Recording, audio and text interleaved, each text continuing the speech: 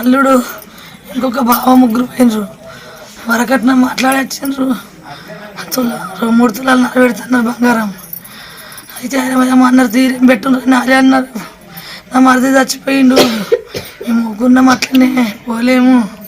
వాళ్ళు చేసుకున్నారు, నా పెద్ద కొడుకు చచ్చిపోయిండు అని చేసుకున్నారు, మూకున్నాం పోలేము. అయ్యా మర ఫోన్ చేసి బాధ పెట్టాడినారు. బంగారం పెడతాను అమ్మ అన్నది. నేను నానేమంటాడు అని చెప్పాను. అంతకి పెట్టేసింది. అంతే వరకట్నం కిందకి బాగా తిన్నారు. ఇప్పుడు నా పెద్ద బిడ్డ దగ్గర ఉండే అయ్యా అక్కడికి వెళ్ళి వచ్చిందట. రాగానే అటు తోలుకొని పోయిందట. తోలుకపోయినాక అటే తోలుకపోయి బాగా తీసాను. పోయినాక మరి ఫోన్ చేసింది. అవనికి ఏమైంది అన్ననే, నా మధ్య చచ్చిపోయిండు, మీ చేత కలుపుతానుకున్నాము చెప్పింది. అయ్యా నా మధ్య చచ్చిపోకుండా చేతి కడుగుతూ లగ్గం చేస్తుంటే ఆగిపోయినాము. అది చేసుకున్నారు. అయ్యా చేసుకున్నాక పానం తీసా. నాకు ఫోన్ చేసింది, నాకు బంగారం పెట్టమని అటిండ్రు అమ్మ అన్నది. అమ్మ నాన్నకి ఇచ్చిళ్ళకు నాన్ననే మాట్లాడన్నాడు అనగానే పెట్టేసిన. నేను వచ్చేసిన సారు బంగారమే వరగంపులో వరకట్నమా ఏమంటారు ఆ గడ్డం కింద తప్పేసిరి సారు. అయ్యా దానికే ఆడికే పోయింది పెట్టేసిన. అయ్యా అంతకే బంగారం పెట్టమంటున్నారు రండి అమ్మ అన్నది. ఏడొస్తాడు నాన్న రాడన్ననే.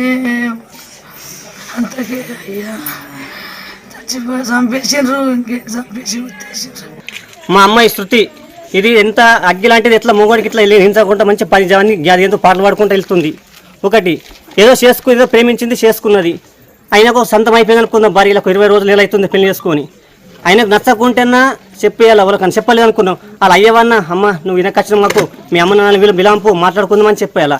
అట్లా జరగలేదు. ఈ కానిస్టేబుల్ బెస్సైలన్నా వీళ్ళన్నా శవం తీయకుండానే ఉండాలా.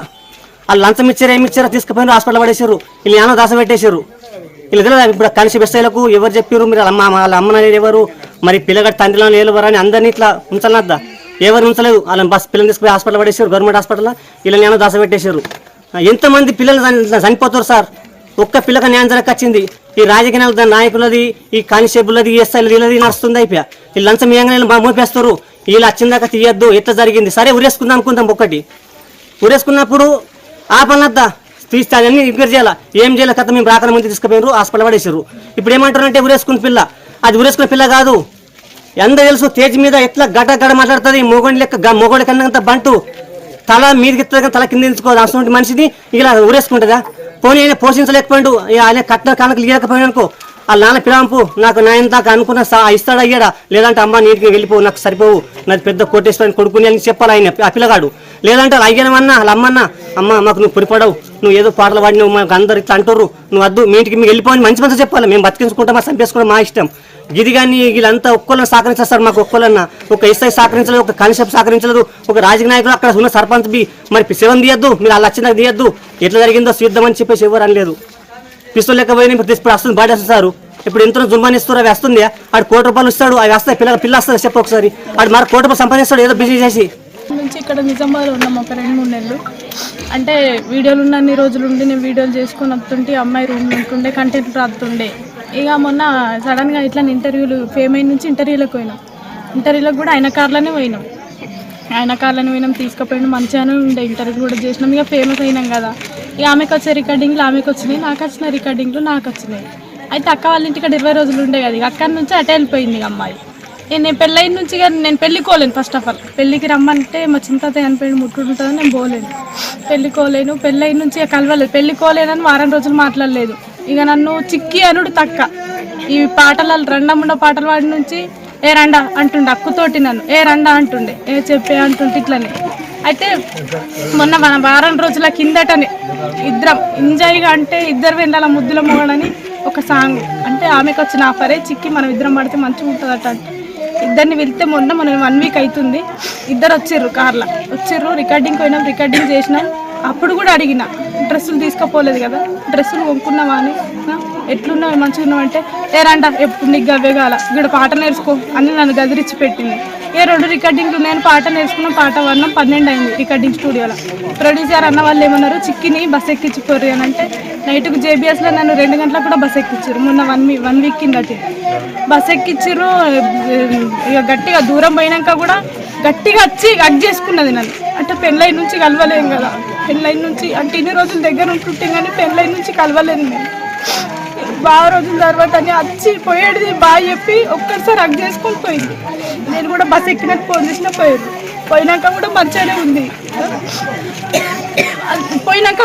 ఉంది పోయినావా అంటే నేను ఇంటికి చేరుకున్నాను నేను కూడా మార్నింగ్ కాల్ చేసిన సరే నేను వండుకుంటా నిద్ర లేదు కదా అని పండుకున్నది ఇక నాకేం చెప్పలేదు ఇట్లానే అమ్మ వాళ్ళతో మాట్లాడుతుంటే మొన్న కూడా అమ్మ మాట్లాడింది అమ్మ మాట్లాడుతుంది నేను నాన్నకు డైలీ చేస్తుంటే 2 రోజుల కోసరైనా నాన్నకు నాన్న మాట్లాడుతుంది నేను వీళ్ళకి కూడా ధైర్యం చెప్పేదాన్ని ఎందుకంటే అమ్మ నాన్న మాట్లాడతలేరు అక్క మాట్లాడతలేదు నా ఫ్రెండ్ ఎంత కుమిలిపోతుందో వాళ్ళు మాట్లాడకపోతాను అప్పుడు మాత్రం నేను మాట్లాడినా ఎట్లున్నావు ఆడ ఎట్లుంది వాతావరణం నేను అసలు పెళ్ళికి రమ్మన్నది అసలు నాకు దేవుడు అట్లా చేసిందో తెలియదు కానీ నేను పెళ్ళికి కూడా పోలేదు.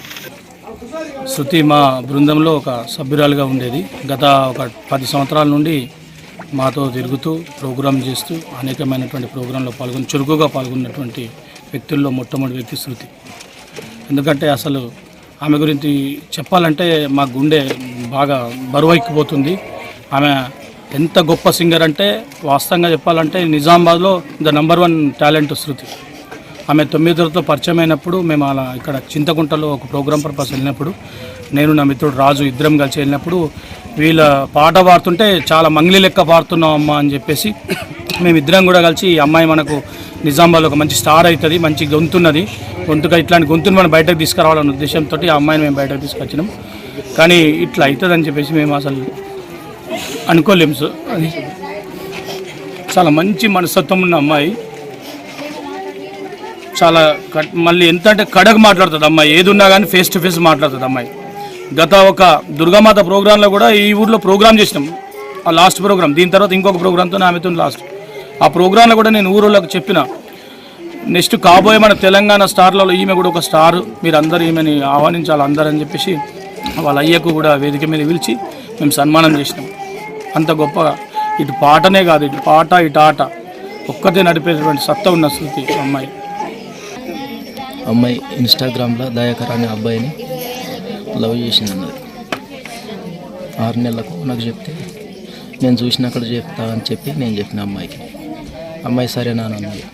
నేను ఇంటికి పోయినా, నా పెద్దల్లుడు నేను ఇంటికి పోయి చూసి మాట్లాడి వచ్చినాం. మరో తర్వాత ఒక రోజు పోయినాం మాట్లాడదందుకు. కట్నం విషయంలో మాట్లాడితే రాళ్ళకు నాకు హరాకుండే వెళ్ళి వచ్చినాం. 4 తులాలు బంగారు పెడతా, ఫోన్ల మీద 4 తులాలు బంగారు పెడతా, పిల్లబెడతా, తులం పెడతా అని చెప్పి అనగానే సరే అన్నారు. సరే అనగానే అమ్మాయి వాళ్ళ ఇంటికి పోయింది. వాళ్ళ ఇంటికి పోతే అమ్మ ఆడ ఉండద్దు, అది కరెక్ట్ కాదు, మనం సోమవారం నాడు చేయగడుగా పోవడం ఉంది అని చెప్పేసి అమ్మాయిని తోలుకరణ పోతే అమ్మాయి రాను అన్నది. రాను అనగానే నేను వెళ్ళి వచ్చేసిన. వెళ్ళి రాగానే ఇటు తమ్ముడు చనిపోయాను, నా అనుకోడు. అదే బాధలో మేము ఉన్నాం. 20వ తారీఖు పెళ్లి చేసేసుకున్నాం. ఆ కాడికి మేము పెద్ద మనుషులతో మాట్లాడిపిస్తే కూడా మాకు ఇట్లా మేము బాధలు ఉన్నాం, మా తమ్ముడు పోయిన బాధలు, మరి పెళ్ళి ఆపర్రి, ఇంకా డేట్ జరుపుకుందాము, తర్వాత చేద్దామని చెప్పి ఒప్పుకున్నాం. అయినా చేయలేరని మా ఇష్ట ప్రకారం మేము చేస్తున్నాం. అమ్మాయి ఒప్పుకున్నది, మేము చేసేస్తున్నాం, మీరు రండి రాకపోండి అని చెప్పి చెప్పడం జరిగింది. చేసుకున్నది అమ్మాయి. అయిపోయింది. 21వ తారీఖు పెళ్ళి అయిపోయింది. మాకు ఇక ఫోన్ కాల్స్ రాలేవు. మొన్న 5 రోజుల కింద వాళ్ళ అమ్మకు కూతురు శృతి ఫోన్ చేసి మాట్లాడింది అమ్మతో. ఏం మాట్లాడిందో అమ్మ చెప్పలే. నిన్న ఎక్కడ మార్చరిలా గజ్వెల్లి కాడ అక్కడ చెప్పింది. ఏమైంది అని నాకు ఇట్లనే అడిగితే చెప్పడం జరిగింది. నాకు మొన్న చెప్పింది కానీ మా ఆయనకు చెప్పలేదు. నేను నాకేదో బాధ అవుతుంది, ఇక్కడ బాధ పెడుతున్నారు, నాకు ఎటో అవుతున్నది అని చెప్పి చెప్పడం జరిగింది. కట్నాల గురించి వేధింపులు చేస్తున్నారని అన్నారట. మా భార్య నిన్న చెప్పడం జరిగింది నాకు. లేకపోతే నేను మా అమ్మాయిని తెచ్చుకుంటుంటే అక్కడ పోయినాం. పోలీసులు మేమందరం పోయి క్లారిటీ జాగా చూస్తే ఆడ ఏం లేదు, ఆడ జరిగింది ఊరేసుకున్నట్టు ఆడ లేనే లేదు. వాళ్ళు ఊరేసుకున్నది ఇట్లా చనిపోయిందని చెప్పారు కానీ అక్కడ లేదు, చంపేసారు. 100% హత్య చేశారు. అటెండ్ మర్డర్ అంటే జీవిత ఖైదీ లెక్క అటే ఉంచాలి.